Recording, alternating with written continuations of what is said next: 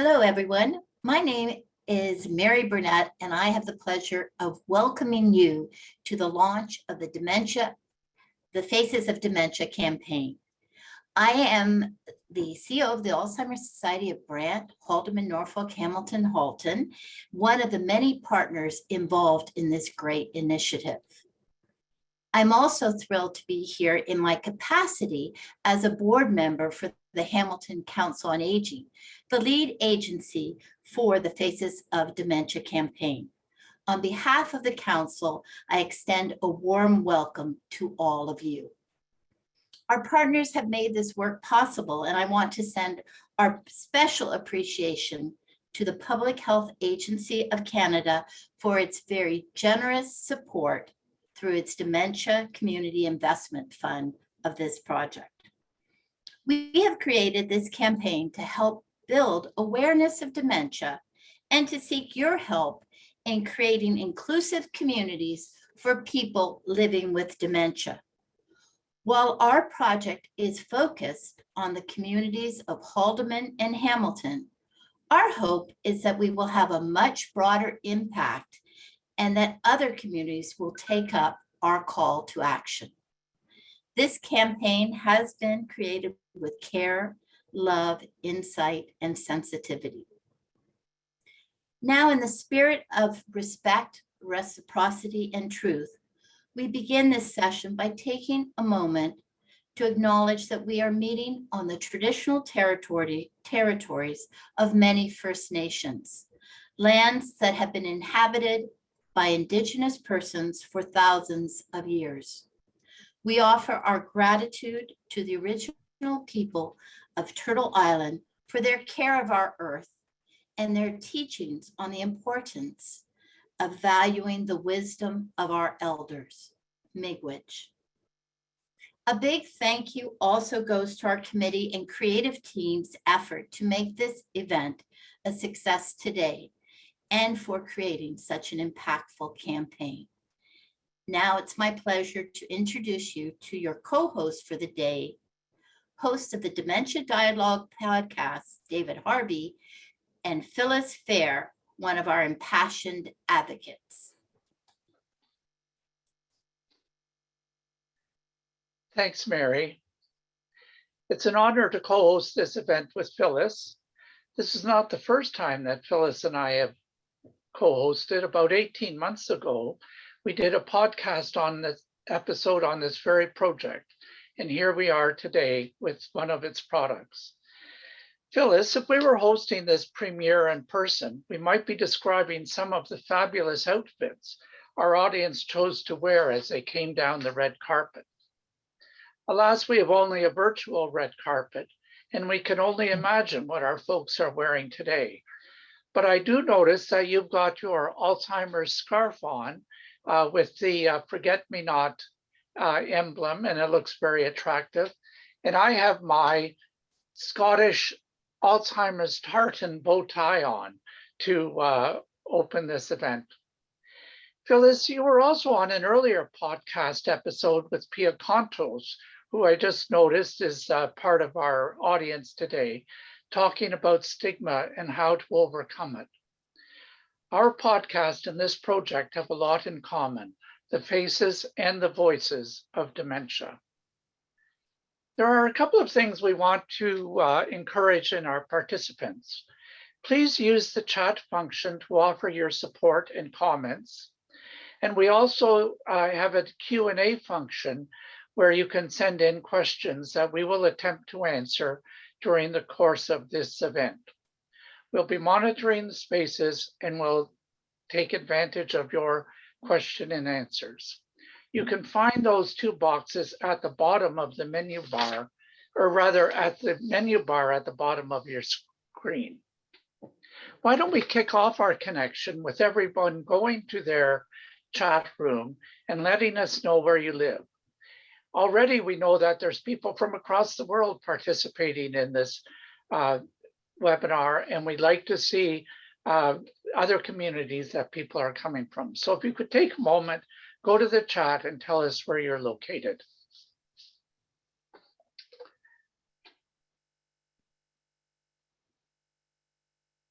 David, I am so thrilled to be here and excited to be here today. And that's for a number of different reasons. And the first one being is working with you. I always love working with you. We've had a 12-year history and it's been wonderful. And I can't wait to see where we go from today. I'd also like to start off by telling everybody a little bit about my dementia journey.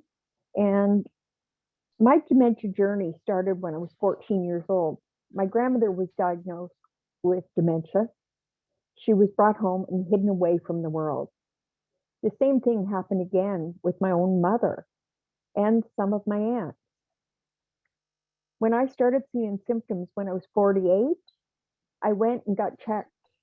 And lo and behold, at 53, I was diagnosed with young onset Alzheimer's.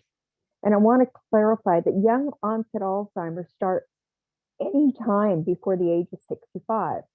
So this truly is not an old person's disease anymore. At that point, I made a conscious effort because I didn't want to live like my mother and grandmother hidden away. I wanted to be able to live my life, stay engaged, and move forward. So I joined a bunch of advocacy groups at the time to help make that happen. And then 2 years ago, I was approached to join this group. And I started off on the as one of the leaders in the planning of it.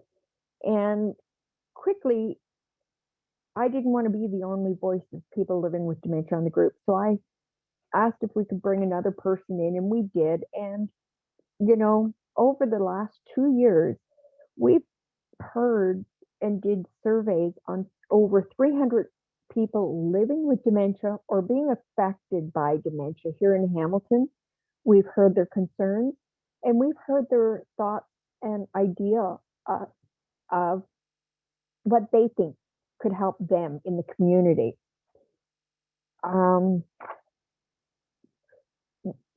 And then out of that, we developed 2 leadership groups, a group in Hamilton and a group in Haldimand, of people living with dementia to help form and put ideas forward of what's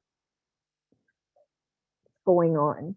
So, you know, today we are launching an exciting campaign that's been 2 years in the making. I love the way that you approach these projects, Phyllis. It comes with both a real passion for the cause and also a real ability to engage other people in it. And it's terrific to have you participate in this. Over the next hour, we're going to be unveiling the Faces of Dementia campaign. We'll also be speaking to some of the participants and creators of the campaign and go behind the scenes to see how it came to be. The campaign aspires to create and expand community understanding, and also we are grateful for the part that you've played in it. As you watch and listen, please think of ways that you can help pump up the volume. Perhaps you belong to a congregation or an organization in the community which could help promote the Faces of Dementia campaign. We will be sharing resources developed for groups exactly like yours. Keep an eye on the chat and participate throughout. And lots of good information will be flowing there. Phyllis has a button on her shoulder there that is one of the tools that will be available to people after this launch. We have a wonderful list of speakers with us today, and I'm going to call on each one by name and ask them to share a brief introduction. Pat, can you start us off with who you are and your role in the campaign? Absolutely. Thank you, Phyllis. I'm Pat Spadafora. I'm a consultant based in the Hamilton area of Ontario, Canada. When I looked at who was on the call, I thought I better add Canada there. My role in the campaign was really to contribute to the development of the overall campaign framework, that included developing key messages and interview guide, and then facilitating participant interviews that resulted in the beautiful film that you're going to see today. So thank you again, Phyllis. Maren, I'm going to call on you next. Can you answer the same? Absolutely, Phyllis. Thank you. My name is Maren. I use she, her pronouns, and as the owner and creative director of Kite String here in Hamilton, a marketing and design agency, I had the pleasure of developing the theme and visuals for this campaign, including the posters that you'll see today. Thank you, Maren. Adam, I'm going to call on you next. Hey, good afternoon, everyone. My name is Adam Hislop, and I'm a filmmaker. I have a company called Atomic Spark, and my team here was really excited to participate in the campaign, creating these short films I think you'll see a little bit of later. Thank you, Adam. Debbie, I'll call on you next. Don't forget to unmute. Hi, my name is Debbie Kay. I was a participant living with dementia over the last 4 years. And my reason for coming on board with the Faces of Dementia campaign was to help individuals who are living with dementia and their families, and in order to just broaden their knowledge about how they can help each other and how the community can help us as a group of individuals living with dementia. Thank you, Debbie. And Doug. I'm Last Doug. but not least, Doug. I'm Doug Swire. I was diagnosed with Alzheimer's about 3 years ago, and it was mainly because my wife and my children had noticed that I was kind of losing track and shuffling my feet and that kind of thing. I hadn't really noticed that, but in any case, I went to my family doctor, and she recommended the doctor at St. Joe's Hospital in Hamilton, and the test very clearly showed that I had Alzheimer's. And for various reasons, I simply said, okay, but I'm not going to succumb to it. And in the meantime, I'm going to try to influence the community as I had all my life in my profession as a clergyman. Thank you, Doug. That's terrific. We've got a screen full of very creative and impassioned people. And now we've got an opportunity to unveil the Faces of the Faces of Dementia campaign for all of our participants today. So thank you. And here we go. We will start with the images in English and French. These will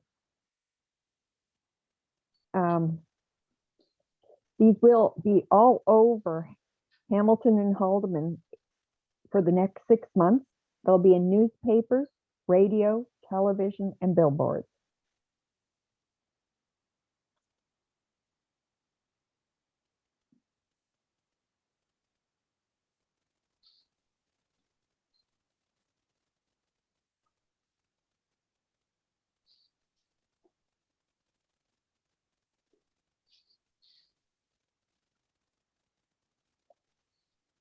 I hate to say anything, Jane, we've got no volume on this.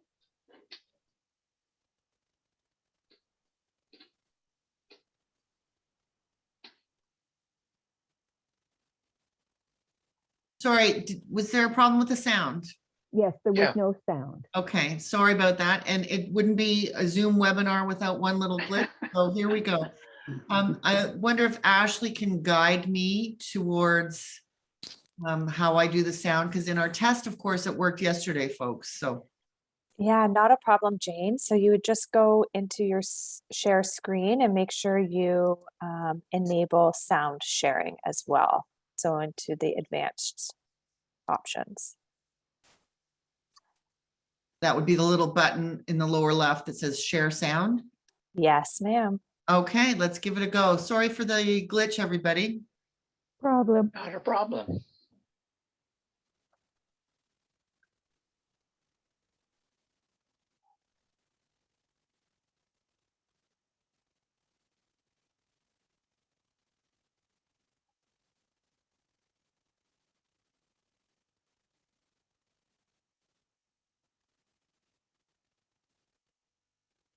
Still not there. Jane, we're still not having any sound.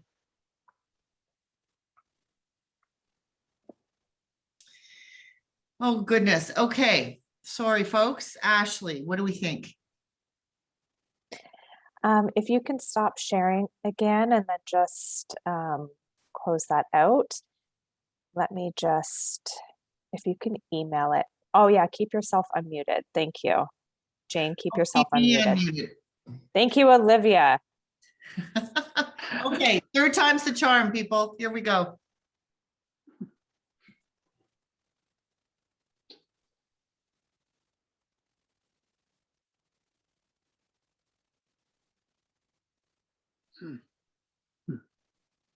I'm Andrea Bridge. I'm a mom of 3 teenagers. I am a spouse. I love to socialize. I'm a volunteer.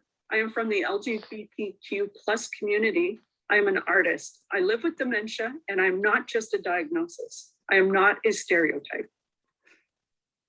My name is Rubina Qureshi. I'm a wife, mother, grandmother, and love to care for elders in my family. I love to cook. I love to walk and enjoy nature. I love to design and make dresses. I live with dementia, but it does not stop me to enjoy what I love. My name is Debbie Kay. I am kind and sensitive with a listening ear. I'm an environmentalist and advocate for many causes. I'm an active participant. I am resilient and determined. I live with dementia. Please don't assume you know me due to my dementia diagnosis. Hello, my name is Vera Garlo, and I live on the Six Nations Reserve, and I have taken part in this dementia thing for the public, and I just hope that something that I have to say will help someone else. Thank you. I'm Danny. I want to introduce my beautiful wife, the kindest, most loving woman you could ever meet. I am a wife, a mother, grandmother, and great grandmother. I ride a motorcycle. Terry edited and published a newspaper dedicated to arts and culture. I still have more knowledge to share. Terry is my best friend and my 80-year-old biker chick. My name is Phyllis Fehr. I'm a mother of 9 children, a grandmother, and a great-grandmother. I am a cook. I am creative. I am a go-getter. I have more contributions to make. I am a leader. My name is Doug Swire. I'm a husband, a father, grandfather, great-grandfather. I've also been a pastor of churches for 60 years, and we've been married 60 years this coming summer. And I've been diagnosed with Alzheimer's, but I'm more than a diagnosis. I'm also a writer. I'm a team player. And as a team, we make an impact. I try to be a change maker, not in the sense to tell people what to do, but to encourage them to use the gifts they have and to recognize that they have gifts. So all in all, I would say that my main communication in life, and especially as I get older, is to try to help people become more accomplished in who they are.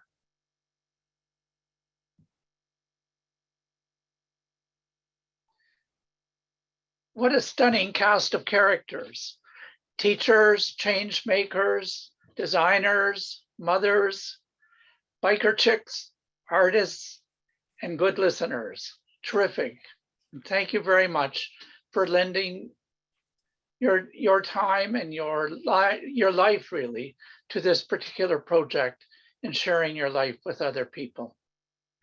While most every one of us knows a person living with dementia, there is still a big gap in understanding.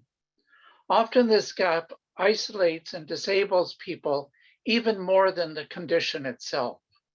A community-wide effort is needed to build understanding and build bridges to keep everyone involved. Phyllis, you are not only one of our strongest advocates in the dementia community, but you were part of the campaign. What did being part of Faces of Dementia mean to you? You know, David, being part of the campaign meant so much to me because I really feel that until we get people living with dementia out in the public eye, things aren't going to change. And it helped me to change the way people look at others. I'm hoping this is what we accomplish. It's actually very hard to live with dementia because so many things change, but it's the way we are treated that really matters. And I'm just going to tell you a quote that Teepa Snow uses. And it's, dementia doesn't rob people of their dignity. It's the way others treat us that does. It's so incredible to see that imagery completed. I'm so pleased and thrilled. Yeah, it is really terrific.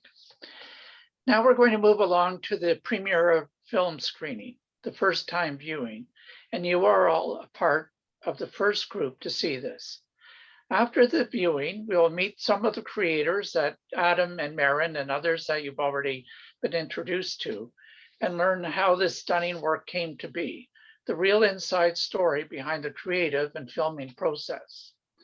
We encourage you to share your comments in the chat as the film is unrolls, and also afterwards. So here we go.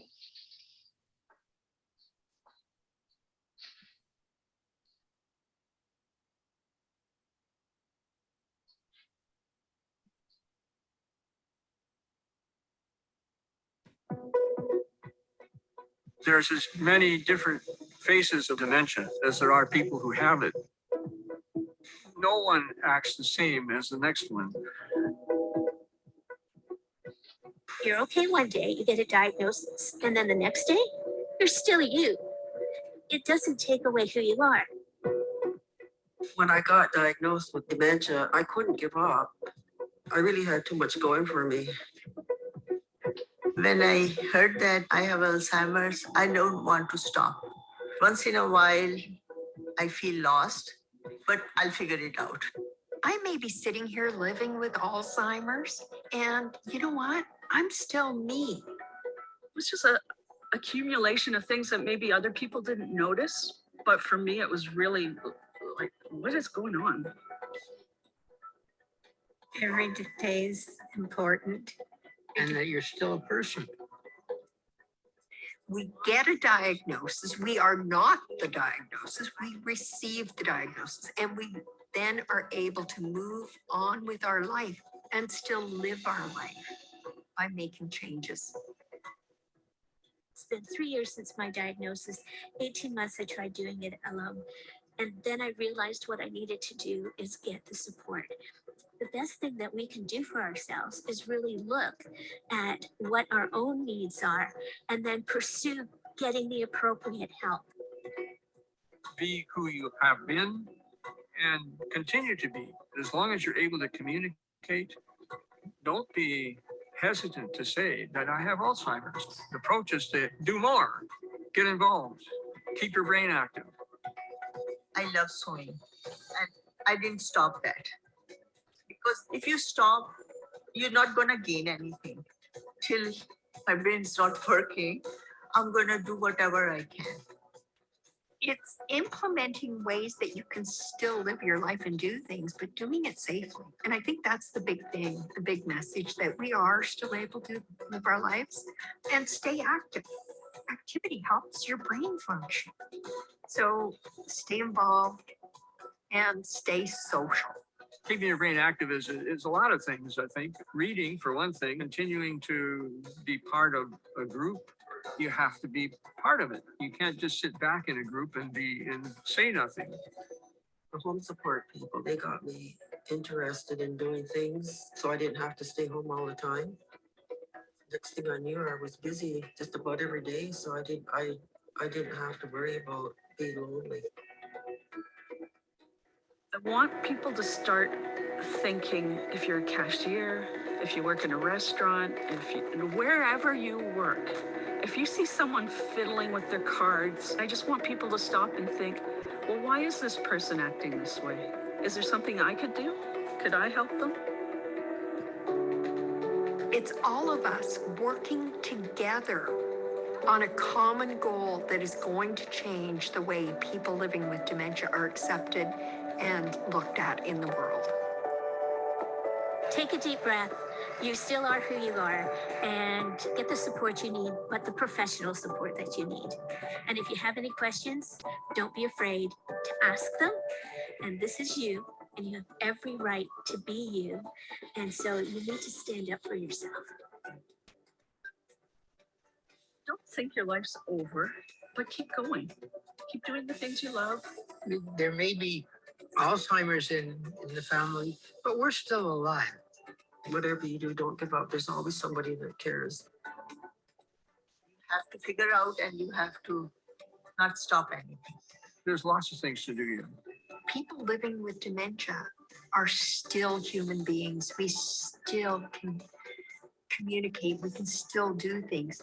We may be a little slower to come back with our responses due to the disease process, but we're still able to. Give us the moment we need to show you.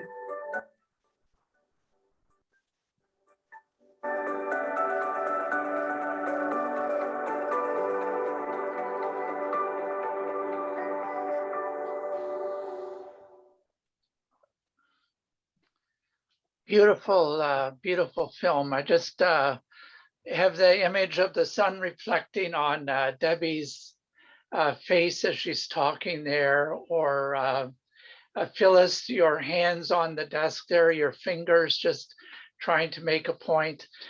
Doug relaxing in his chair, and I couldn't get the name of the author of Doug's book, but anyways, it was very moving to see all of these beautiful people in this beautiful film. So thanks very much. It's quite emotional, isn't it, Phyllis?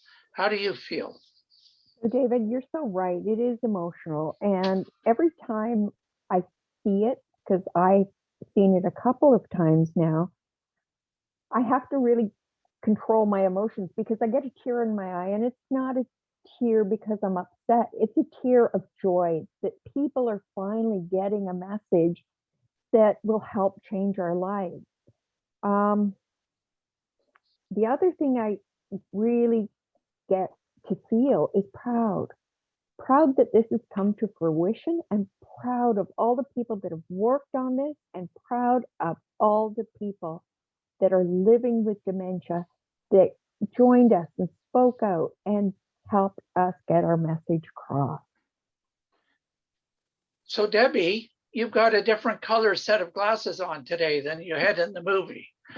I'm wondering whether you might tell us how you feel about participating and your thoughts about the film today, people watching it for the first time. Well, like Phyllis, I've seen this video a number of times. And the first time I saw it, I have to tell you, I sobbed in front of everybody here. Sobbed and sobbed and sobbed. One, I had never been felt so special. Like to have a group of people who are coming together to help us living with dementia, to not be alone, to feel safe. And this is what it is. It's about getting the message for those who aren't in the same place and time that we are. I'm in a very good place and time because of the people that I've been associated with through this campaign and, you know, the whole dementia journey. So yeah, I'm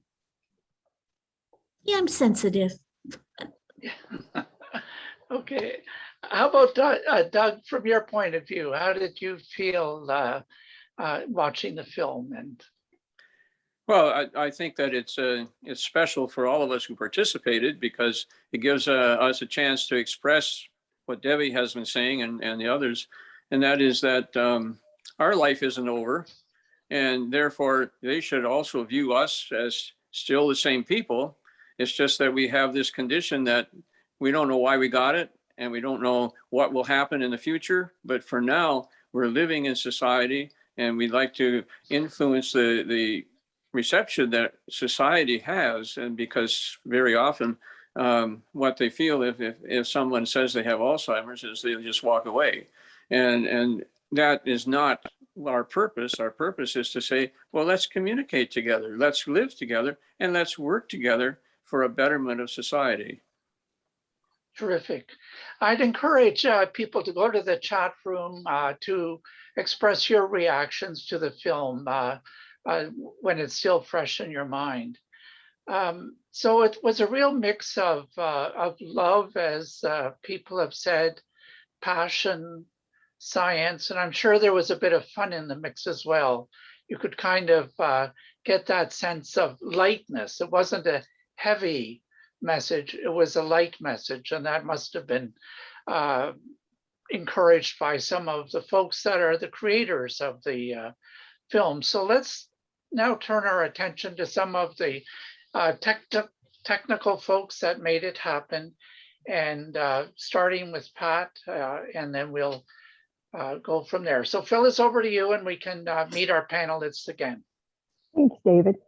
So just to keep us kind of up to date, we are running a little behind schedule, so I'd like to begin with Pat. Pat, you worked with us as a campaign participant through interviews, preparation for the film. What guided your approach to work together on the project, and what was important to you? Thanks, Phyllis, and thank you for the opportunity to speak. Like the others, Phyllis, Doug, Debbie, I've seen the film and the materials a few times now, and if you were with me, you'd see that I'm still sitting here with goosebumps. It's just so moving. While I'm the one talking with you a little bit about the approach and what was important to me, I need to stress that it's what was important to us, because this was very much a collaborative team approach. You're just happen to be hearing from me, but everyone you see on the screen, as well as people who aren't on the screen right now, had an instrumental role.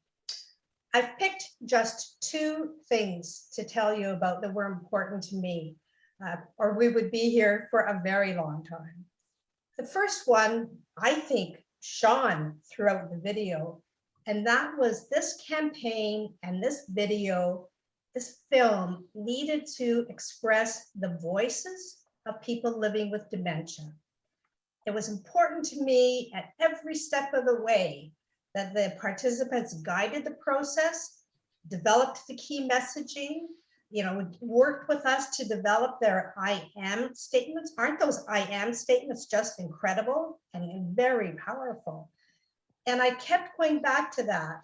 For Debbie and Doug and Phyllis on the call today, you may recall me as we went through our preparation, always saying, did you feel that you were heard today? Did you have an opportunity to express yourself? The video, the film needed to be about them, not what I or Adam or Maren thought was important. It needed to reflect them. The second piece is kind of connected, and part of this is a personal opinion. Awareness is really important, but I think awareness is only the first step. As I used to say to students, so what? You're aware. What are you going to do about it? And so it was very important to me that this be a first step, awareness, and that we take a very close look then at what we want to happen next. So some of the questions, for example, that we developed and invited these amazing participants to respond to were things like, how do you want people to feel when they watch this video? What do you want them to do? In the film that you just saw, you might recall hearing Andrea, for example, saying if you see somebody fumbling with their card or their change when they're in a restaurant or in a store, what can you do to help them? Can you come forward and help them? So those were two of the things that were really important to me, Phyllis, in the approach to what ended up being just an incredible film. I will never know. I hope Adam addresses how we ever took this much amazing footage from all of you and distilled it to such a powerful, impactful film. Thank you so much, Pat. Knowing the thinking that goes into a campaign makes it even more meaningful. So continuing on that theme into the visual aspects, we are going to learn from Maren about the design process. Thanks so much, Phyllis, and thank you, Pat, for starting this off. I just thank you, everyone, for having me here to share my perspective in this conversation. We're so thrilled to be a part of the campaign and have gotten to know everybody involved over the last 2 years. At Kitestring, we really work to consider accessibility, inclusivity, and diversity in every project because putting people first is at the heart of everything that we create. And I began designing and now run this business because I love amplifying the voices of other people to create impact. And through campaigns like this one, I now get to do so all the time. Faces of Dementia was really unique in that we looked at how we could have people living with dementia determine the direction of the campaign. We were challenged by those working with the Empowering Dementia-Friendly Communities project to think differently, to pivot frequently. Thank you, COVID, for adding a couple extra pivots just for fun. And to really redefine what it meant to take a person-first approach. So how far could we lean into the people that were involved in this campaign, and how could we turn their voices into community action? We came together over many Zoom calls to ask questions, to hear stories, and to understand as best we could what it was like living with dementia as individuals who did not live with dementia themselves. Each member of the team brought their honesty to the table and shared both positive and challenging experiences, and often brought me to tears, especially in those early conversations. You are not alone in that, Debbie. And it was clear that these stories needed to be shared, and I feel so grateful that I'm in a position to be able to help share them. We also conducted surveys of people living with dementia and their care partners to hear firsthand what experiences they faced in the community and how could we really, truly build more dementia-friendly communities. And I can certainly say that I'm now in a position to have a few ideas. With that research in hand, we got closer and closer to developing the campaign. We really wanted to challenge the idea that dementia had one look by showing the many faces of dementia in beautiful photography and video alongside each participant's story. And thank you to Tay and Adam for doing such a fabulous job bringing these photos and these videos to life that you see today. We heard from all of the participants that they wanted to feel seen, to feel heard, and they wanted people to know that they were more than their diagnosis. The participants wanted people to know that they had more to share, more to give, and more life to live. And from there, we were able to develop the campaign concept and the theme based on the voices of the participants themselves. I am more. To complement the photos, we looked for colors that were eye-catching and intriguing, and we landed on purple and green. In color psychology, purple is associated with wisdom, with bravery, and with dignity, something so important in this campaign and that shone through each of the participants that we had the pleasure of working with. It also is known to spark curiosity, and green is associated with growth and optimism.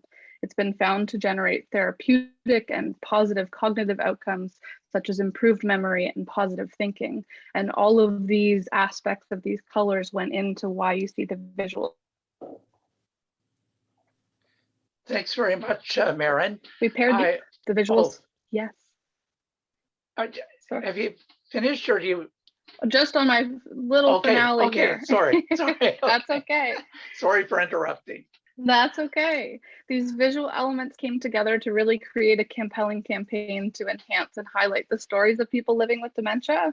And ultimately, we've achieved our goal because all of you are here today to hear these stories and to celebrate people living with dementia and to join us in creating dementia-friendly communities. So I'll leave you with what can you do. Stay tuned for the follow-up toolkits that we've created and the links to the videos to share with your networks. We're so grateful to all of the participants for their vulnerability and their strength in sharing these stories with us and really helping us understand what it's like to live with dementia from the perspective of people who don't. So thank you to all of you for sharing your voices so that we now have the voices of people living with dementia to amplify and to engage other people in this very important work.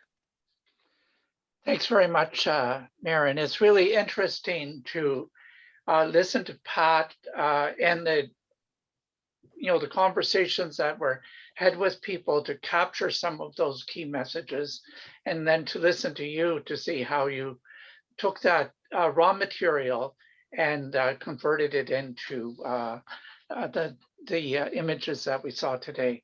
I'm also encouraged by the fact that my favorite color is green. So that makes me feel a little bit better too in the world of color psychology. Adam, Maren mentioned that this project largely was executed during the COVID phase.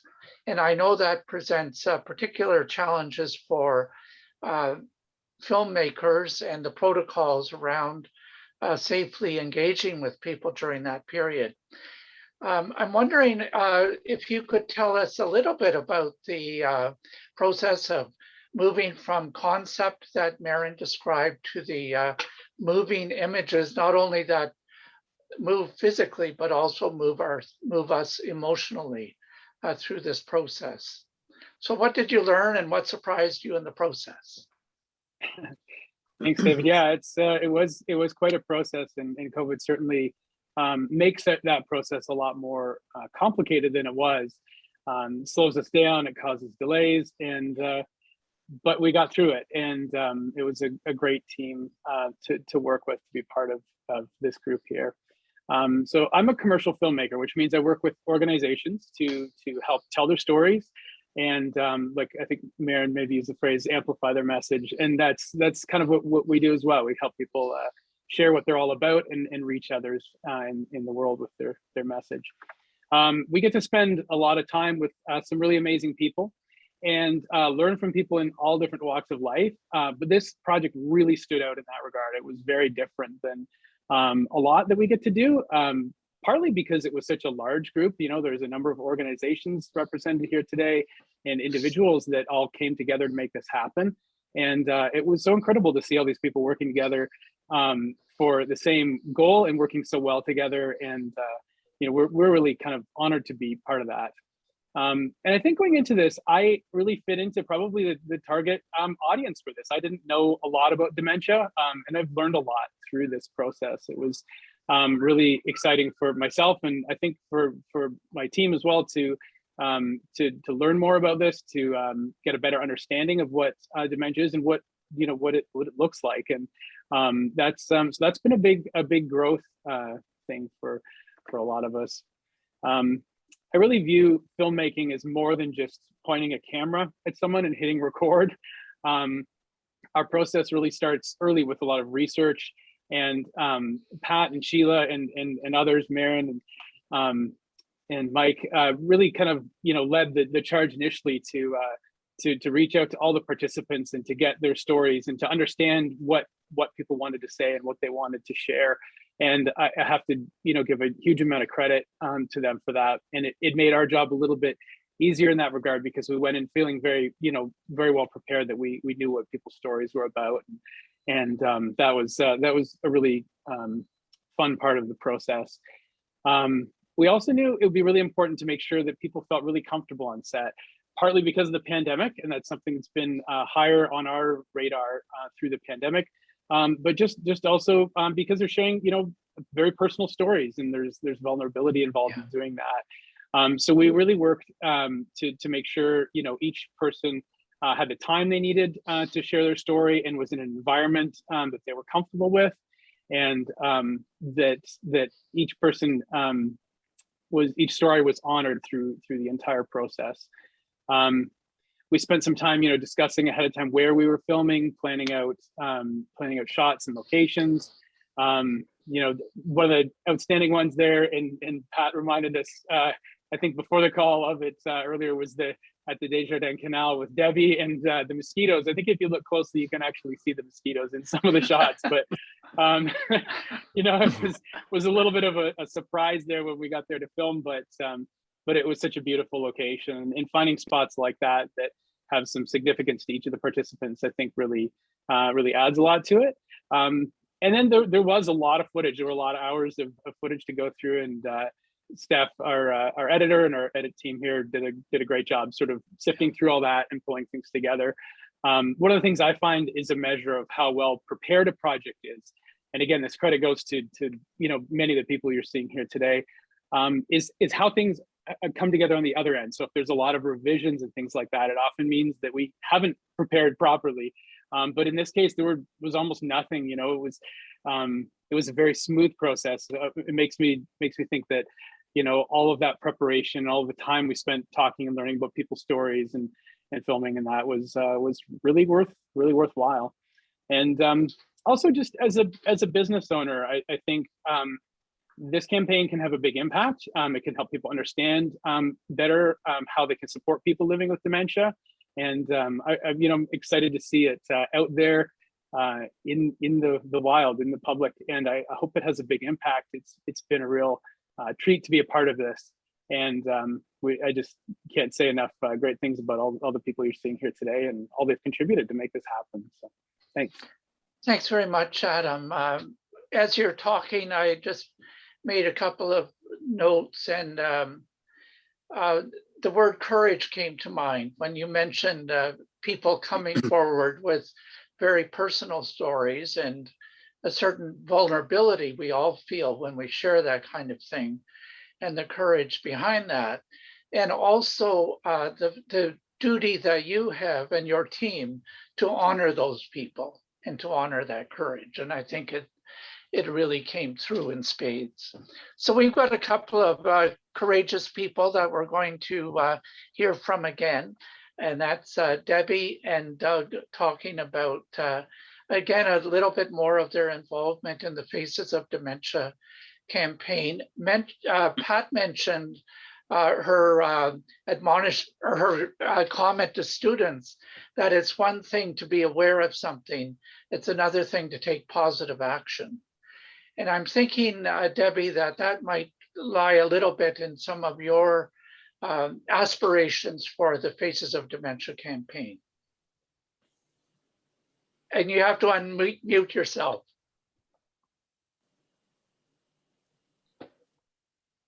Down in the corner.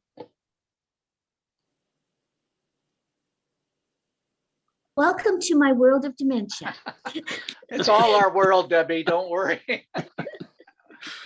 Anyway, I'm very happy to be here, but I'm even more happier to be a part of the Faces of Dementia campaign.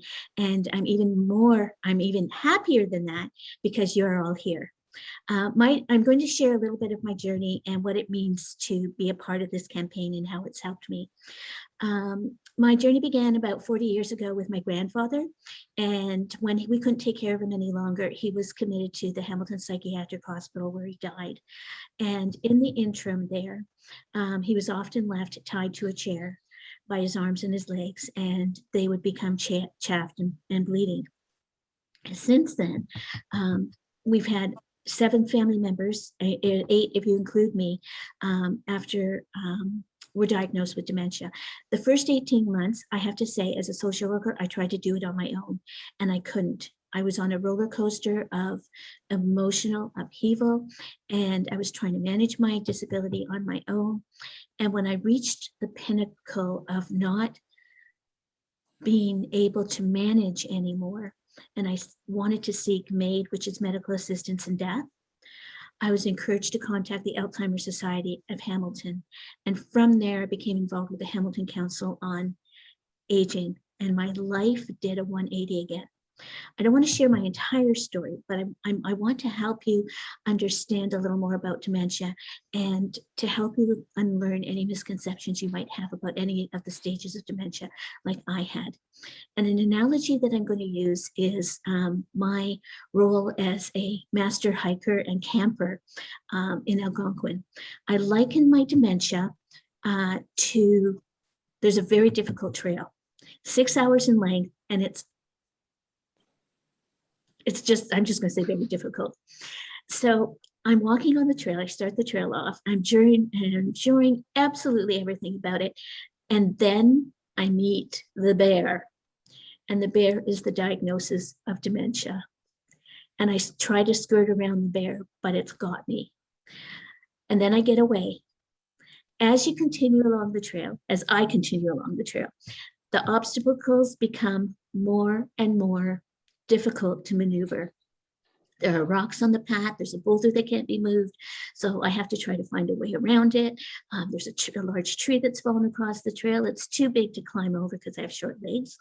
And so the only way to get back on the path is to crawl under it, and you have to kind of dig and dig and dig to get through it. Dementia is living with daily challenges. And I learned very slowly, and Phyllis can contest to that. It took me 6 months to learn how to do Zoom. And then I realized I needed to start addressing my 3 C's. That's my coping mechanism. The things I can't do, the things that I'm challenged to do, and the things that I can still do.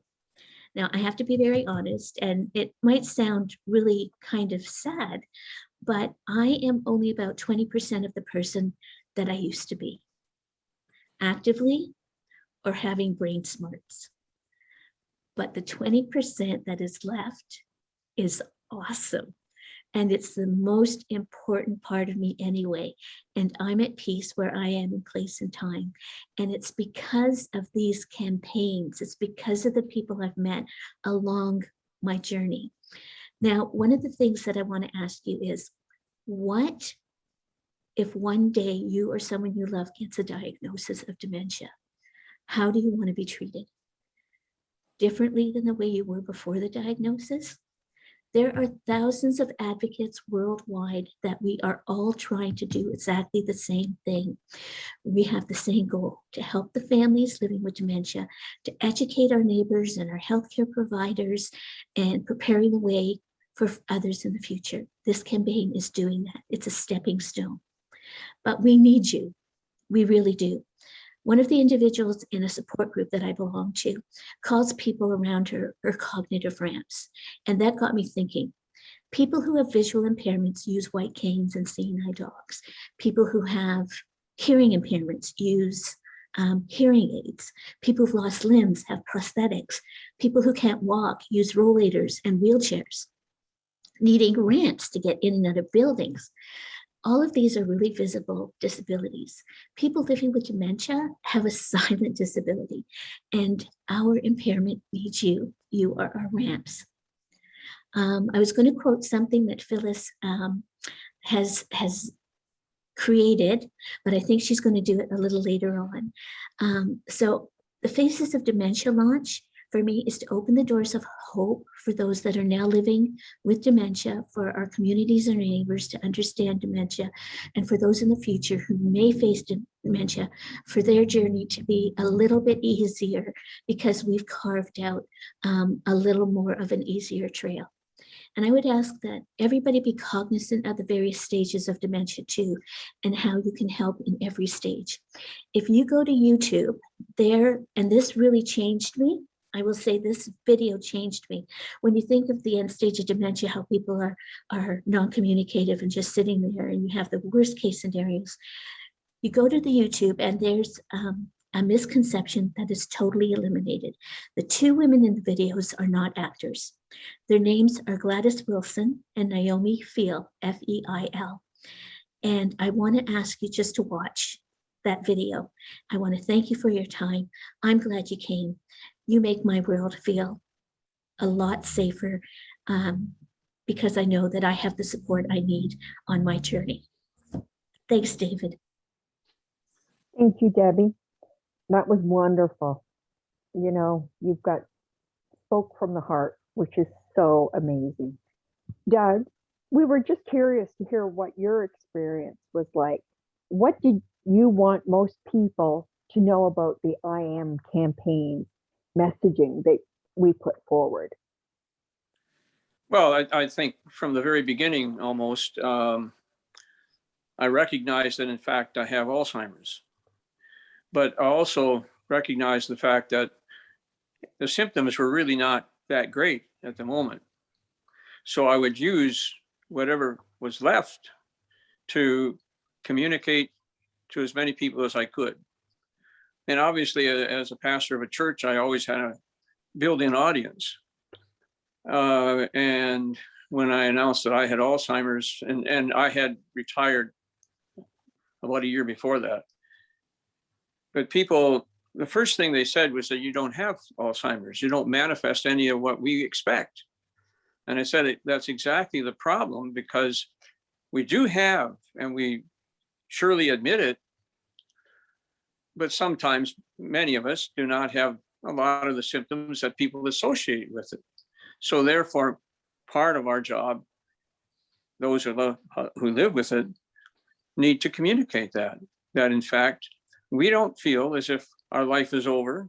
We don't feel that there's anything that that we did, that we got it. It's not our fault. You know, something like you might tell the cancer patient, it's not what they did. It's part of the human condition. So let's work together with it. And together, perhaps someday, someone might come up with some kind of solution. We think that's, to some extent, help with cancer, has it not?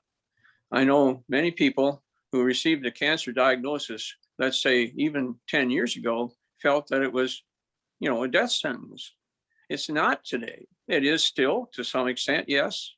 But the research has developed many drugs and many other ways in which you can live with it. I believe that happens with Alzheimer's as well.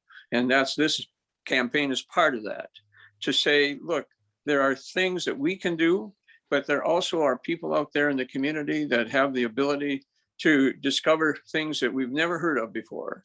I know that's happening with brain research. So overall, I think this campaign is really something that people who see it are going to begin to understand that, in fact, there's something they can do to help the people who have Alzheimer's, but also to help community, to better research, to better understanding, and ultimately that we work together on it. And I could go on, but I'll stop there. Thank you so much, Doug. So, you know, we're running a little behind. So I'm supposed to ask the panelists, what is the most meaningful change you hope to come from the campaign? But I think in honor of time, I'd like everybody to kind of answer in the chat at this point, if you don't mind. And let's put that out to everybody. Yeah. Okay. Thanks, Phyllis. Thanks, David. I think that's a great idea. If people could just take a moment and put a few thoughts down in the chat room, it would be very helpful to the organizers. Mary, you've been watching the chat room a little bit in the Q&A box. Do you want to bring forward any comments or thoughts to the audience about what's been put in the boxes?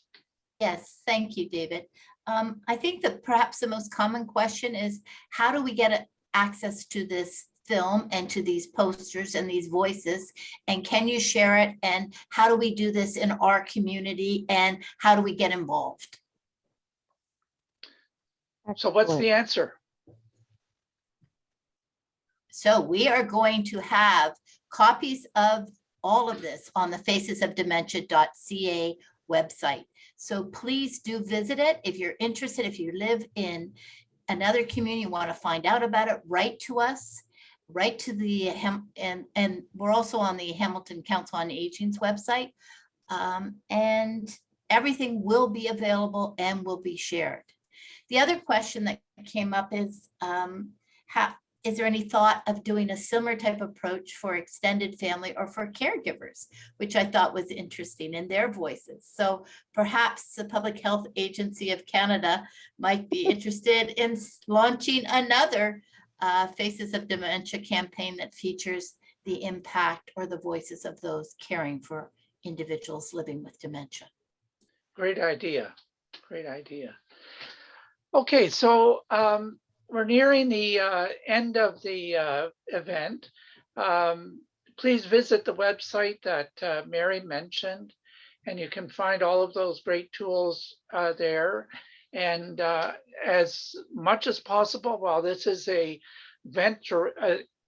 project directed at the Haldimand and Hamilton communities, the geographic labeling has not been put on the materials, so they're readily available and applicable to other situations.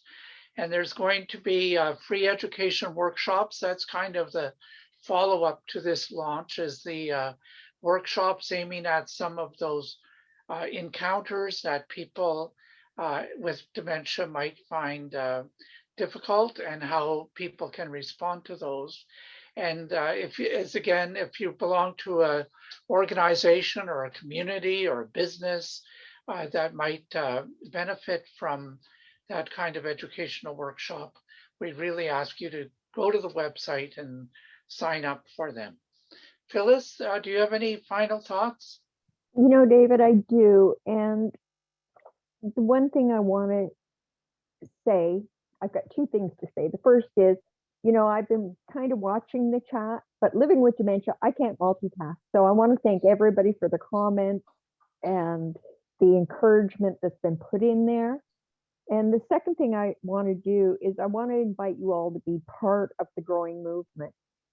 And I want to leave you with a bit of food for thought. And this is what Debbie was wanting to say earlier. And the food for thought is that every person in the world needs love, L-O-V-E. But people living with dementia need love, L-U-V-E. Listening, understanding,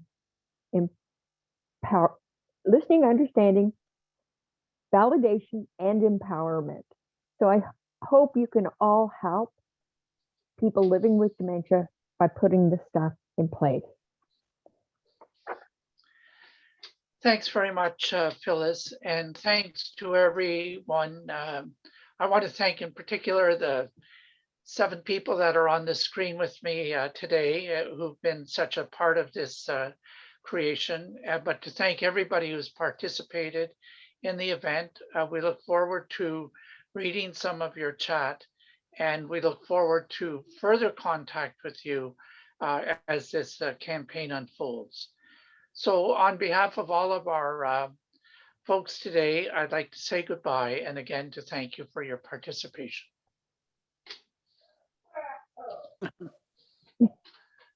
Okay.